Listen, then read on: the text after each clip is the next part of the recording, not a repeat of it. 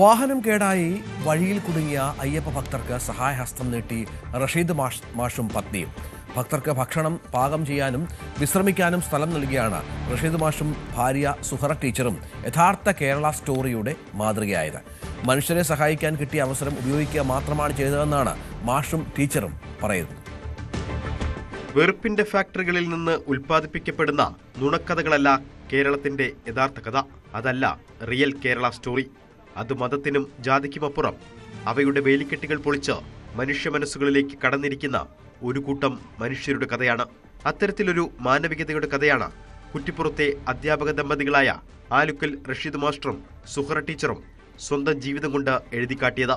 വാഹനം കേടായി വഴിയിൽ കുടുങ്ങിയ ഇതര സംസ്ഥാനത്ത് നിന്നുള്ള അയ്യപ്പ ഭക്തർക്ക് ഭക്ഷണമുണ്ടാക്കാനും വിശ്രമിക്കാനും സൗകര്യമൊരുക്കി നൽകിയാണ് ഈ അധ്യാപക ദമ്പതികൾ സ്നേഹത്തിന്റെ വിരുന്നൂട്ടിയത്. ചൊവ്വാഴ്ച രാവിലെയാണ് അഹമ്മദാബാദിൽ നിന്ന് ശബരിമലയിലേക്ക് പോകുകയായിരുന്ന 40 അംഗ അയ്യപ്പ ഭക്തർ സഞ്ചരിച്ച വാഹനം കുറ്റിപ്പുറത്ത് വെച്ച് കേടായി വഴിയിൽ കുടുങ്ങിയത്. ഇതോടെ അയ്യപ്പ ഭക്തർക്ക് വിശ്രമിക്കാനും ഭക്ഷണം പാചകം ചെയ്യാനും എല്ലാ സഹായവും സൗകര്യവും നൽകി അധ്യാപക ദമ്പതികൾ മാതൃകയാവുകയായിരുന്നു. ചുറ്റും നടക്കുന്ന ജാതിയുടെയും മതത്തിന്റെയും പേരിലുള്ള കലഹത്തോട് യോജിപ്പില്ലെന്നും മനുഷ്യരെ മനുഷ്യനായി മാത്രം കണ്ടാൽ തീരാവുന്ന പ്രശ്നമേ ഉള്ളൂ എന്നും റഷീദ് മാസ്റ്റർ പറയുന്നു. രാവിലെ മുതൽ അയ്യപ്പ ഭക്തർക്ക് വേണ്ട സഹായം നൽകി മതസൗഹാർദ്ദത്തിന്റെ വിരുന്നൂട്ടിയതിന്റെ സന്തോഷത്തിലാണ് ഇവർ. ന്യൂസ് 18 തിരൂർ.